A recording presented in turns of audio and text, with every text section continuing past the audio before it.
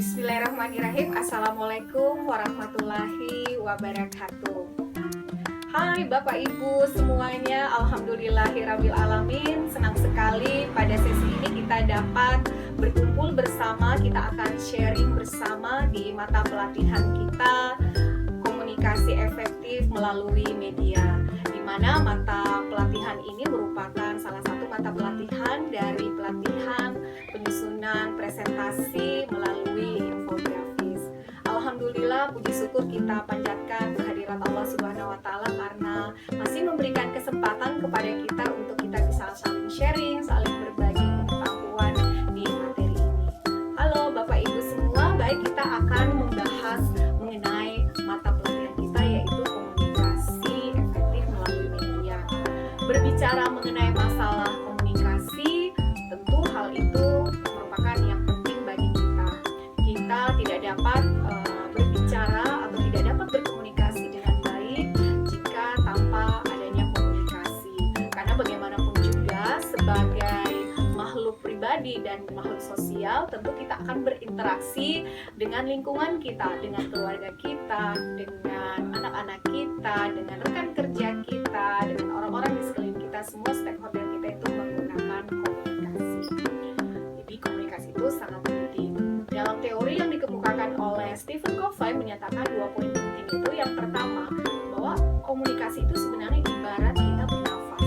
Karena sejak dari kegiatan kita dari awal kita berkegiatan dari pagi hari misalnya sampai menjelang kita istirahat di malam hari, tentu kegiatan komunikasi itu selalu kita lakukan. Jadi komunikasi itu ibarat kita bernafas. Kita tidak dapat melakukan kegiatan kita dengan baik tanpa kita berkomunikasi. Dan yang kedua, Stephen Covey mengatakan bahwa terkadang kita itu lebih banyak berbicara daripada mendengar.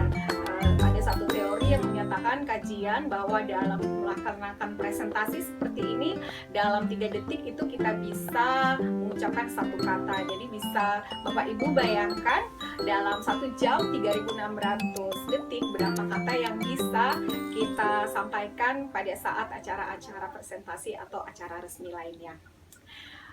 Baik Bapak Ibu, kita akan sharing bersama tentang komunikasi, terutama tentang pengertian komunikasi. Mungkin Bapak Ibu ada yang telah mengetahui kira-kira pengertian dari komunikasi itu apa ya? Mungkin ada yang bisa, walaupun sekilas mendengar kata komunikasi, apa yang terbentuk atau apa yang tersirat di dalam pikiran Bapak Ibu sekalian? Iya benar, komunikasi itu adalah suatu proses bagaimana kita menyatakan pendapat, gagasan, ide, wawasan, atau curahan hati, atau apa saja yang ingin kita sampaikan kepada seseorang, di mana kita mengharapkan agar seseorang tersebut bisa mengerti dan kita bisa mendapatkan feedback atau umpan balik dari informasi yang kita sampaikan. Atau secara sederhana, komunikasi itu adalah proses di mana kita menyampaikan pesan dari penyampai atau dari komunikator kepada komunikan yang menerima dengan melalui media, dan kita mengharapkan umpan balik dari informasi yang kita sampaikan tersebut. Ya Bapak Ibu tentu sudah bisa mendefinisikan sendiri-sendiri mengenai pengertian dari komunikasi tersebut, di mana ada beberapa macam komunikasi, pengertian komunikasi, namun secara pasti unsur-unsur yang terdapat dalam komunikasi itu ada 5 bagian penting, yaitu yang pertama adanya komunikator atau adanya penyampai pesan, yang kedua adanya pesan yang disampaikan, yang ketiga adanya media, yang keempat adanya penerima atau receiver dari pesan tersebut, dan yang terakhir adanya feedback dari pesan yang kita sampaikan. Di mana salah satu hal penting dari informasi yang kita sampaikan tersebut adalah adanya media.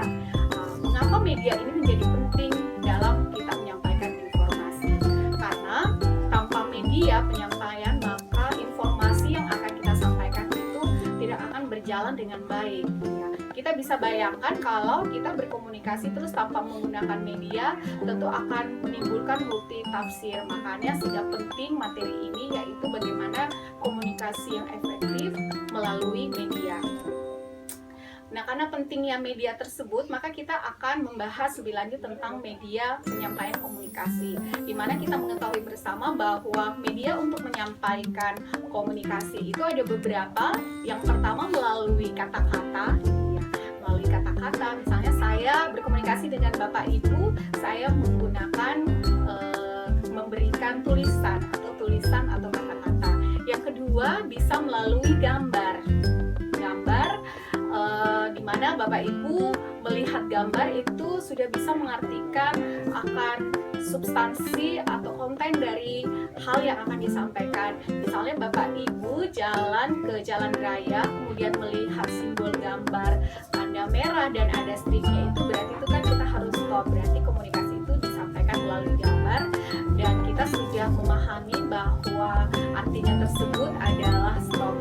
Selanjutnya ada juga audio, yaitu kita menyampaikan pesan itu melalui suara. Misalnya kita pada saat melakukan komunikasi melalui telepon, berarti kan kita mendengarkan suara, dan suara itu didengar oleh komunikan, dan pesan itu terdengar dan tersampai oleh penerima, dan ada pesan yang disampaikan. Dan yang keempat itu, salah satu media dalam berkomunikasi adalah video. Video ini lebih lengkap karena ada suara, ada gambar, dan akhir-akhir ini komunikasi atau media komunikasi melalui video merupakan hal yang selalu kita laksanakan atau kita lakukan sehari-hari. Jadi Bapak Ibu tentu sudah mengetahui dengan pasti bahwa media untuk berkomunikasi itu bisa tulisan, bisa gambar, bisa audio, atau bisa melalui video. Baik Bapak Ibu, selanjutnya kita akan sharing, kita akan diskusi lagi, dan kita akan berbagi informasi lagi mengenai pembahasan kita yang selanjutnya, yaitu mengenai komunikasi yang efektif, di mana ada satu teori yang menyampaikan bahwa komunikasi itu sebenarnya dari kata-kata itu, agar orang bisa mengerti di antara berbagai komunikasi, maka body language itu merupakan satu hal yang sangat besar pengaruhnya agar orang bisa mengerti apa pesan yang kita sampaikan. Menurut teori, kata-kata itu orang bisa mengerti itu hanya 7%, suara itu 38%, sedangkan body language itu bisa sampai 55%. Jadi saya bertemu dengan seseorang tanpa saya harus berkata-kata atau tanpa saya harus menuliskan, saya cukup tersenyum begini, itu orang sudah bisa mengerti, karena body language saya itu memperlihatkan saya bisa berbahagia. Dimana kesemua unsur-unsur dari komunikasi tersebut atau pesan yang kita sampaikan tersebut bisa kita laksanakan atau bisa kita sampaikan melalui hal-hal yang penting. Ada satu hal penting pula dalam berkomunikasi, yaitu bagaimana kita bisa memberikan informasi yang jelas. Dimana jika berbicara informasi yang jelas, berarti kita akan berbicara tentang memori satu hal, yaitu apa yang kita sampaikan, sama siapa kita berbicara, mengapa kita lakukan itu, di mana, kapan, dan bagaimana kita melaksanakan pesan tersebut. Bapak Ibu yang saya hormati dan saya banggakan, demikianlah penjelasan singkat saya mengenai materi pembelajaran kita hari ini, yaitu komunikasi efektif melalui media. Dan kesimpulan dari sesi kita kali ini adalah bahwa media merupakan salah satu hal yang penting dalam melakukan komunikasi. Jika media dalam berkomunikasi itu tidak baik, maka bisa jadi informasi yang kita sampaikan itu tidak akan diterima dengan baik atau tidak akan dimengerti dengan baik, sehingga kita tidak akan mendapatkan feedback yang baik dari pendengar. Terima kasih atas perhatiannya. Billahi taufiq wal hidayah. Wassalamualaikum warahmatullahi wabarakatuh.